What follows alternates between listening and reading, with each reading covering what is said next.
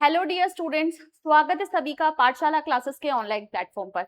जैसा कि आपको पता है कि आपके ग्रेड का एग्जाम कंप्लीट हो चुका है और काफी स्टूडेंट्स को ये आइडिया लग चुका है कि वो कितने पानी में है, यानी आपका स्कोर क्या बन रहा है, आप कट ऑफ से ज्यादा जाएंगे कि नहीं जाएंगे। क्योंकि एक्सपेक्टेड जब भी स्टूडेंट कोई निकलता है एग्जामिनेशन हॉल से और एग्जाम का जो लेवल देखता है पैटर्न का, यानी पैटर्न देखता है, एग्जाम पेपर का लेवल देखता है, तो स्टूडेंट को ये चीज पता चल जाती है कि एग्जाम यानी कट ऑफ एक्सपेक्टेड क्या जा सकती है। और हमारी प्रीवियस ईयर कट ऑफ भी रहती है, उससे भी हम ये एनालिसिस कर सकते हैं। आपका रीट 2026 जनवरी में आपका एक एग्जाम लगा था, रीट का मेंस का, है ना, संस्कृत विभाग का एग्जाम लगा था।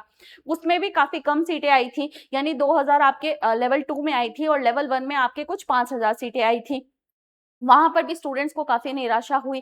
तो इन सभी को देखते हुए वहां पर भी काफी स्टूडेंट्स जो है नहीं क्वालिफाई कर पाए। तो जो स्टूडेंट्स वहां पर थे वो स्टूडेंट्स अब यहाँ पर भी आपके, क्योंकि इस बार जो रीट की आएगी भर्ती वो काफी बड़े पदों पर आएगी, यानी आपको पता है कि ये 30 से 40 हजार पदों पर आएगी। तो स्टूडेंट्स की जो तैयारी है वो काफी अच्छी है। लेकिन उनमें से कुछ ऐसे स्टूडेंट्स भी है जिनका अभी 2 साल की बीएड की ट्रेनिंग कंप्लीट हुई है, 2 साल की आपकी यानी बीएसटीसी की ट्रेनिंग कंप्लीट हुई है। तो वो स्टूडेंट्स जो है वो इस वैकेंसी से बिल्कुल अनजान है। तो इन्हीं सबको देखते हुए यहाँ पर आपको ए टू जेड हर चीज में बताने वाली हूँ, प्लस आपके सिलेबस का भी डिस्कशन रहेगा। ऑब्वियसली इंग्लिश सिलेबस का ही डिस्कशन करवाऊंगी, बाकी सभी सब्जेक्ट्स का जो उनके टीचर्स हैं उनके जो सब्जेक्ट है वो टीचर्स जो है वो सिलेबस एनालिसिस करवा देंगे। बाकी यहाँ पर रीट के बारे में पूरी जानकारी जो है मैं आपको दूंगी कि पहले आपको रीट, अगर में आप ये बैठते हैं तो पहले आपको क्या करना होता है। तो एक चीज ध्यान रखिएगा, हम स्टार्ट कर देते हैं। ये स्टार्ट करने का, यहाँ पर रीट सेशन लाने का क्या पर्पस है कि आपको पता है कि काफी स्टूडेंट, सबसे पहले तो मैं एक चीज बोल चुकी हूँ कि काफी स्टूडेंट्स इस चीज से अनजान है कि मैडम रीट में मेंस में यानी टीचर बनने के लिए हमें सबसे पहली सीढ़ी हमारी क्या होगी, है ना। सबसे पहली सीढ़ी आपकी होती है बेटा आपका सिलेबस, है ना, और आपका उस वैकेंसी के बारे में नॉलेज। क्लियर हो गई बात। तो यहाँ पर हम शुरू करते हैं। हमारे नए बैच जो है वो भी आपके पाठशाला क्लासेस के ऑफलाइन बैचेस बन चुके हैं, ऑनलाइन भी एप्लीकेशन पर ही अवेलेबल है। चाहे आप बात करें जयपुर के उनकी जो ब्रांच है पाठशाला की, वहां पर भी आपके बैचेस बन चुके हैं। उदयपुर में तो धनाधन एडमिशन चल रहे हैं आपके, है ना, तो यहाँ पर भी आपके बैचेस बन चुके हैं। ये भी आपके ऑनलाइन और ऑफलाइन दोनों मोड्स में है।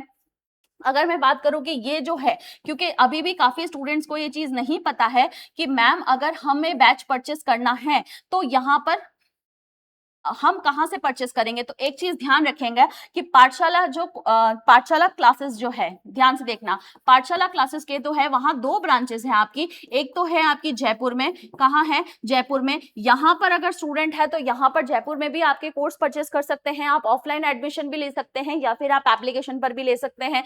उसके अलावा बात करें आपके उदयपुर में भी, यहाँ पर आपकी ब्रांच एक लग चुकी है। तो जो भी मेवाड़ वागड़ के विद्यार्थी है वो यहाँ पर आकर भी आपके ऑफलाइन और ऑनलाइन दोनों ही कोर्स परचेस कर सकते हैं। बैचेस हमारे स्टार्ट हो चुके हैं। तो अब हम बात करेंगे थोड़े से रीट की। देखिए, हम बात कर रहे हैं रीट, किसकी बात कर रहे हैं, रीट। रीट में हम देखेंगे कि आपके रीट को क्वालिफाई करने के, आपका रीट को क्वालिफाई करने का तो एक एग्जाम लगता है, लेकिन अगर आप टीचर बनते हैं ना तो क्वालिफाई करने के बाद आपका एक मेंस का एग्जाम और लगता है। ठीक है, तो यहाँ पर 2 एग्जाम है, चाहे आप लेवल 1 के विद्यार्थी हैं चाहे आप लेवल 2 के विद्यार्थी है, पात्रता तो आपको क्लियर करना ही होता है। देखिए, रीट को पार करने के लिए, यानी रीट एक शिक्षक बनने के लिए, 3rd ग्रेड टीचर बनने के लिए आपको 2 एग्जाम को पार करना पड़ता है। एक तो होता है आपके पात्रता, क्या होता है, पात्रता, जिसको हम बोलते हैं प्री, क्या बोलते हैं, प्री बोलते हैं। और एक होता है आपका मेंस का एग्जाम, क्या होता है, मेंस का एग्जाम। कोई भी, यदि कोई भी विद्यार्थी लेवल 1 का है या लेवल 2 का है ना, किसका है, यदि आप लेवल 1 के विद्यार्थी हैं या लेवल 2 के विद्यार्थी हैं, ये दोनों चीजें तो आपको देनी ही पड़ेगी। क्लियर है क्या, ठीक है। चलिए, तो अब इधर देखेंगे लैंग्वेज पात्रता में क्या करना होगा। देखिए, पात्रता में आपके पास 2 भाषाएं होती है, वो आपको चुननी होती है। ठीक है, देखना ध्यान से, एक तो होती है लैंग्वेज 1, क्या होती है, लैंग्वेज 1, और एक होती है आपकी लैंग्वेज 2, क्या होती है, लैंग्वेज 2। आ गई बात समझ में। एक होती है लैंग्वेज 1 और एक होती है लैंग्वेज 2। ये जो बात कर रही हूं मैं लेवल 1 और लेवल 2 के विद्यार्थी दोनों के लिए बात कर रही हूँ। आगे अगर आपने बीएसटीसी कर रखी तो आपको सेम प्रोसीजर अपनाना पड़ेगा, और अगर आप आपके बीएड के विद्यार्थी हैं तो भी आपको सेम प्रोसीजर जो है वो यूज करना पड़ेगा।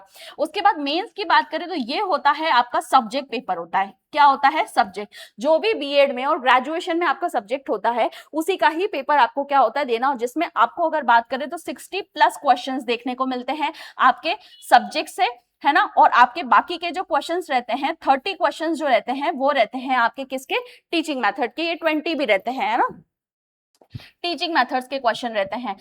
क्लियर हो गई क्या बात। टोटल आपको कितने क्वेश्चन देखने को मिलते हैं, 90 क्वेश्चंस देखने को मिलते हैं। क्लियर हो गई क्या बात। लैंग्वेज 1 के कितने आपके पात्रता में, लैंग्वेज 1 के कितने क्वेश्चन होते हैं, 30 क्वेश्चन होते हैं, और लैंग्वेज 2 के भी कितने होते हैं, 30 क्वेश्चन होते हैं। अब इसमें आपको चॉइसेस दी जाती है कि भाई अगर आप रीट प्री का, है ना, एग्जामिनेशन को अगर आप पास करना चाहते हैं तो लैंग्वेज 1 में आप कोई भी सब्जेक्ट रख सकते हैं, चाहे आप इंग्लिश चूज कर सकते हैं, चाहे आप हिंदी चूज कर सकते हैं। और लैंग्वेज 1 में भी, लैंग्वेज 2 में भी आपको ये छूट मिलती है कि चाहे आप इंग्लिश चूज करें, है ना, चाहे आप हिंदी चूज करें, हिंदी भी ले सकते हैं, और या फिर आप संस्कृत भी ले सकते हैं। लेकिन इसमें एक शर्त होती है कि यदि लैंग्वेज 1 में हिंदी ले रहे हैं तो लैंग्वेज 2 में आपको से इंग्लिश या संस्कृत लेनी पड़ेगी, आप हिंदी टू हिंदी नहीं ले सकते हैं। ये आपके क्या होता है, थोड़ा सा वहां पर आपकी स्ट्रिक्टनेस होती है। क्लियर हो गई बात। अब हम थोड़ा सा सिलेबस को देखेंगे। देखिए यहाँ पर देखेंगे लिखित पाठ्यक्रम में आपके बाल विकास के आपके आते हैं 3 क्वेश्चन। यानी अगर साइकोलॉजी की बात करें, किसकी बात करें, साइकोलॉजी की बात करें, तो 30 क्वेश्चन आपको साइकोलॉजी के देखने को मिलेंगे।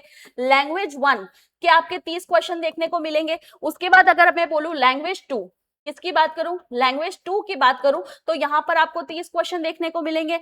गणित, है ना, उसमें आपके गणित, है ना, लैंग्वेज 1 की बात करें, रीट पात्रता में बात करें तो गणित के होंगे, गणित के कितने क्वेश्चन देखने को मिलेंगे, 30 क्वेश्चन देखने को मिलेंगे। और आपकी ईवीएस जिसमें जो आता है पर्यावरण अध्ययन, उसके आपको कितने मिलेंगे, 30 क्वेश्चन देखने को मिलेंगे। तो टोटल ये रहेगा आपका किसका, 150 नंबर ऑफ क्वेश्चंस रहेंगे। और ये 2 मार्क्स, यानी आपके अंक, प्रथम प्रश्न पत्र भी 150 होगा, और ये आपके अंक भी कितने होंगे, 150 होंगे। और कुल 2.5 घंटे का जो होगा वो क्या होगा, आपका पेपर होगा। इसमें भी आपके 40% का क्राइटेरिया रहता है, यानी 40% जो है वो आपको लाने होते हैं, और जनरल के जो होते हैं वो 60% होते हैं। ये चीज का क्या रहता है, यानी ओबीसी की अगर बात करें, ओबीसी की या फिर आपके SC ST की बात करें, है ना, तो यहाँ पर जो रहता है वो आपके कितना रहता है, 40% का क्राइटेरिया रहता है। और जनरल का जो रहता है वो आपके कितना रहता है, 60% का क्राइटेरिया रहता है। ऐसा हो सकता है, इसमें बदलाव भी हो सकता है, हम कुछ कह नहीं सकते।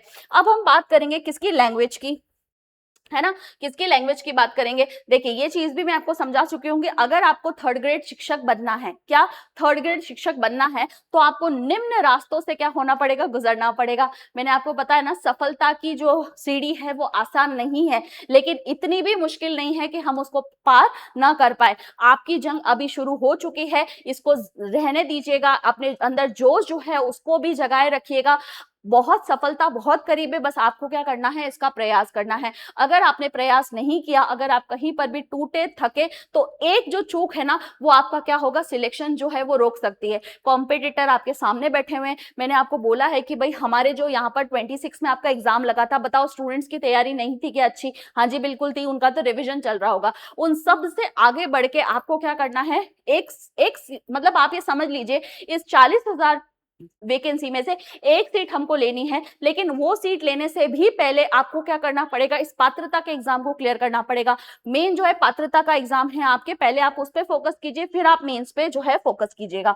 देखिए अगर मैं बात करूं इंग्लिश की, किसकी बात करूं, इंग्लिश विषय की, तो यहां पर ध्यान से हम जूम कर देते हैं। अगर मैं लैंग्वेज 1 की बात करूं, किसकी बात करूं, लैंग्वेज 1 की, एक चीज ध्यान रखेगा कि यदि आप क्या कर रहे हैं, आप तैयारी कर रहे हैं, क्या कर रहे हैं, तैयारी कर रहे हैं, आप अगर स्मार्ट स्ट्रेटेजी के साथ अगर प्लान करेंगे, तो आप ये बात ध्यान रखिएगा कि अगर आप प्री की तैयारी कर रहे हैं, किसकी तैयारी कर रहे हैं, प्री की तैयारी कर रहे हैं, तो इसके साथ भी आप मेंस की भी तैयारी करना। किसकी तैयारी करना, मेंस की तैयारी करना। क्योंकि एक चीज मैं बता देती हूं कि इंग्लिश जो रहेगी, क्या इंग्लिश जो रहेगी वो आपके प्री, मेंस में कॉमन रहेगी। लेवल बीएसटीसी की लेवल 1 की बात करूं तो मैं लेवल 1 वाले जो विद्यार्थी हैं, आपको इंग्लिश जो है वो देखने को मिलेगी ही मिलेगी, प्री में भी और मेंस में भी। यदि आप चूज करते हैं इंग्लिश अपने ऑप्शन सब्जेक्ट तो अच्छी बात है, क्योंकि वो का वो सिलेबस जो है वो आपके किस में है, मेंस में भी है। क्लियर हो गई क्या बात? अगर मैं बात करूं लैंग्वेज 1 की, अगर आप इंग्लिश को लैंग्वेज 1 की तरह चूज करते हैं, किसकी तरह चूज करते हैं, लैंग्वेज 1 की तरह चूज करते हैं, तो ये बात आप ध्यान रखना, आपको मिलेगा सिलेबस जो है आपके इंग्लिश का वो मिलेगा। सबसे पहले तो अनसीन प्रॉज पैसेज होगा, एक गद्य होगा, उस गद्य में से आपको सिनोनिम, एंटोनिम, पर्यायवाची विलोम शब्द, स्पेलिंग, वर्ड स्पेलिंग्स निकालनी है, वर्ड फॉर्मेशन, शब्द निर्माण और वन वर्ड सब्स्टिट्यूशन। ये आपका प्रॉज का यानी आपके गद्य का पार्ट रहेगा। उसके बाद यहाँ पर प्रॉज पैसेज है ना, उसके बाद प्रॉज अनसीन प्रॉज पैसेज में आपके अनसीन पोयम है ना ऊपर। उसके बाद यहां पर देखना पैसेज में आपको पार्ट्स ऑफ स्पीच, क्या parts of speech, tense, determiner, degrees and comparison, degrees of comparison यानी एडजेक्टिव की डिग्रीज आती है ना, उसमें आपको क्या करना है, इसको देखना है। ये सारे टॉपिक्स यानी आपके जो पार्ट्स ऑफ स्पीच है, जिसमें मैं आपको पढ़ा चुकी हूँ, सीटी में ये क्लास ले चुकी हूँ मैं आपकी, जिसमें आपके क्या आ गए, ये सारी चीजें आ गई, नाउन, प्रोनाउन, एडवर्ब, एडजेक्टिव है ना, ये सारी चीजें, कंजंक्शन, इंटरजेक्शंस, ये सारी चीजें। उसके बाद टेंस आ गया, डिटर्मिनर और डिग्रीज ऑफ एडजेक्टिव आ गया, framing question including WH word, active passive आ गया, नरेशन, ये सारी ही चीजें आपके रीट मेंस में भी है लेवल 1 के एग्जाम में। और अगर आप लेवल 2 इंग्लिश से फाइट कर रहे हैं तो ये भी सारी चीजें आप वहां पर बहुत अच्छे से पढ़ सकते हैं, कोई परेशानी नहीं होगी। क्लियर? यूट्यूब पे आपके प्रोग्राम भी स्टार्ट होने वाले हैं, यहाँ पर हम सीरीज स्टार्ट करने वाले हैं धमाकेदार पाठशाला क्लासेस के यूट्यूब चैनल पर, तो आप सभी को जुड़े रहना है। अगर आपने अभी तक चैनल को सब्सक्राइब नहीं किया तो आप चैनल को भी सब्सक्राइब कीजिए, ताकि इस तरह से जो है आपको बेहतरीन क्लासेस मिल पाए और हमारे जो भी सीरीज हम यहाँ प्लान कर रहे हैं वो आप लोगों तक एक्सेस हो पाए। क्लियर? चलिए उसके बाद देखेंगे यहाँ पर English sound and then phonetic symbol होता है, यहाँ पर principle of teaching English method, ये आपके पूरा पैडागोजी का पार्ट है। किसका पार्ट है? आपके शिक्षण वीडियो का जो है वो पार्ट है, जिसमें इंग्लिश लैंग्वेज टीचिंग आ गई, development of language skill teaching, learning materials, text book, multimedia, material and another resources, comprehensive and continuous evaluation in English language, ये सारी चीजें हैं, बहुत अच्छे से पढ़ाऊंगी मैं आपको। पूरा पेडागोजी का पार्ट जो है ये मेरा प्रॉमिस है कि पूरा शिक्षण वीडियो का पार्ट मैं आपको with PPT and with pictures जो है यहाँ पर पढ़ाऊंगी, कोई प्रॉब्लम जो है वो यहाँ पर आपको नहीं होगी। ये तो हो गई आपकी लैंग्वेज 1। कौन सी हो गई? लैंग्वेज 1। अब हम बात करेंगे लैंग्वेज 2 की। किसकी बात करेंगे? लैंग्वेज 2 की।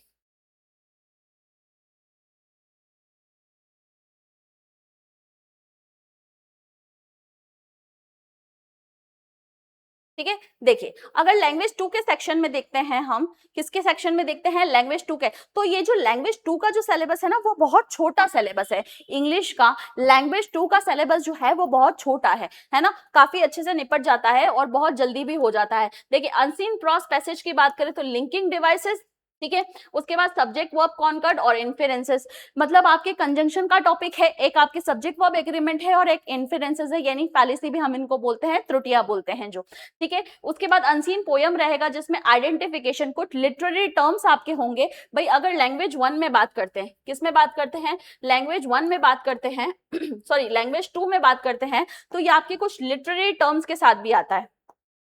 क्या? लिटरेरी टर्म्स के साथ भी आता है, जो किस में काम आएगा? आपके रीट मेंस में काम आएगा। भाई यहाँ पर आपने इनको अच्छे से पढ़ लिया, क्या कर लिया? यहाँ पर आपने इनको अच्छे से पढ़ लिया तो रीट मेंस में इनको दोबारा नहीं पढ़ना पड़ेगा, क्योंकि लिटरेरी पोर्शन जो है ये आपके रीट मेंस इंग्लिश में भी है। क्लियर हो गई बात? उसके बाद यहाँ पर कौन कौन से वर्ड है? एक तो है एलिट्रेशन, अनुप्रास अलंकार, फिगर ऑफ स्पीच है बेसिकली, सिमिली है आपके क्या कहते हैं, रूपक अलंकार, मेटाफर है, मेटाफर रूपक अलंकार है आपके, सिमिली है उपमा अलंकार, उसके बाद पर्सोनिफिकेशन है आपके मानवीकरण, एसोनेंस है स्वरानुप्रास अलंकार। ये सारी अलंकार जो है हम बहुत अच्छे से पढ़ेंगे और हम एग्जाम्पल्स के थ्रू पढ़ेंगे और कोई प्रॉब्लम इसमें आपको नहीं होगी। उसके बाद बोलेंगे मॉडल्स है आपके, कॉमन इडियम और फ्रेजेस है, कहावतें या मुहावरों का पार्ट है, लिटरेरी टर्म्स है आपके पास, एलिजी है, क्या है, शोक गीत है, सोनेट है, उसके बाद शॉर्ट स्टोरी है और आपके क्या है, ड्रामा है। ठीक है, उसके बाद basic knowledge of phonetic and symbol, आपके फोनेटिक का पार्ट भी है। उसके बाद ये आपके पेडागोजी का पार्ट है, सिद्धांत है इंग्लिश टीचिंग के, कम्युनिकेटिव CLT आपके पास है। ठीक है, उसके बाद चैलेंजेस है, चुनौतियां है इंग्लिश टीचिंग में, डिफिकल्टीज है, कठिनाइयां हैं जिसमें डिसलेक्सिया आता है, डिस्ग्राफिया आता है, डिसकैलकुलिया आता है, ये सारी चीजें आती है। उसके बाद method of evaluation and remedial teaching, आपके मूल्यांकन है जिसमें आपके रेमेडियल टीचिंग यानी उपचारात्मक शिक्षण रहता है। ठीक है, क्या क्या मेथड रहते हैं उसके। तो ये सारा जो पार्ट है आपका किसका है, लैंग्वेज 2 का पार्ट है। किसका पार्ट है भाई, लैंग्वेज 2 का पार्ट है। ठीक है, तो ये लैंग्वेज 2 का पार्ट है, इसको अच्छे से देख लीजिए। तो ये चीज ध्यान रखिएगा कि अगर आप इंग्लिश को लैंग्वेज 1 की तरह चूज करते हैं तो मेरे हिसाब से, मेरे अकॉर्डिंग सिलेबस जो रहेगा वो काफी वाइड सिलेबस रहेगा, और अगर आप लैंग्वेज 2 चूज करते हैं तो सिलेबस जो होगा वो काफी कंसाइज होगा। आप एक बात ध्यान रख लीजिए कि यदि आप लैंग्वेज 1 या लैंग्वेज 2 को इंग्लिश में चूज करें ना, तो आपका इससे मेंस में कोई फर्क नहीं पड़ेगा। आप ये चीज देखिए कि मेरे लिए क्या आसान है, या मैं किस मतलब क्या छोटा, जितना सिलेबस छोटा होगा तब पढ़ना कम पड़ेगा। तो अगर मैं आपको बताऊं कि लैंग्वेज 2 को आप चूज करेंगे तो उसके लिए आपके छोटा सिलेबस है, पढ़ना कम पड़ेगा और जल्दी आसानी से कंप्लीट हो जाएगा, ताकि आप अपना ये जो टाइम है ना ये किसी और सब्जेक्ट को दे सक रहे हैं। मैं आपको बोलूं कि अगर आपको अभी इस वक्त सबसे ज्यादा क्या ध्यान देना चाहिए, तो आपको सबसे ज्यादा ध्यान देना चाहिए आपके साइकोलॉजी के पार्ट पे। किस पे, साइकोलॉजी के। यहाँ पर जो साइकोलॉजी का पार्ट रहता है ना, साइकोलॉजी का पार्ट रहता है, ये 30 क्वेश्चंस आपको मिलेंगे, और यही साइकोलॉजी जो है आपके मेंस में भी काम आएगी। किस में आएगी, मेंस में भी काम आएगी। तो आप साइकोलॉजी का कुछ ऐसे ऐसे टॉपिक निकाल दीजिए जो आपके मेंस में भी कॉमन रहेंगे, जहां आप अच्छे से जो है और बेहतरीन तरीके से क्या कर सकते हैं, तैयारी कर सकते हैं। ठीक है, तो ये था आपका लैंग्वेज 1 और लैंग्वेज 2 का सिलेबस डिस्कशन। मेरे अकॉर्डिंग लैंग्वेज 2 का सिलेबस कंसाइज सिलेबस है, छोटा सिलेबस है, और प्रॉब्लम इसमें जो होगी वो आपको बहुत ही कम होगी। क्लासेस की बात करें तो पाठशाला के और ऑफलाइन प्लेटफॉर्म पर आपके लिए क्लासेस जो है वो स्टार्ट हो चुकी है।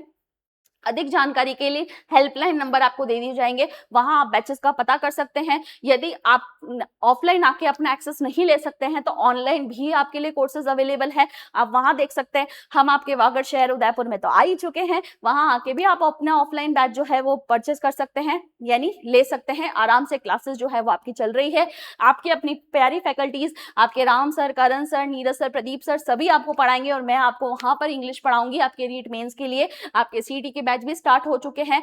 तो मिलते हैं नेक्स्ट सेशन में। होप आपको ये सेशन अच्छा लगा होगा। अगर आपको कुछ भी ऐसी चीज जो है वो स्किप हो गई हो तो आप कमेंट सेक्शन में अपना कमेंट जरूर छोड़िएगा, तो यहां से आपकी क्वेरी का जो है वो आंसर मैं जरूर दे दूंगी। Thank you so much.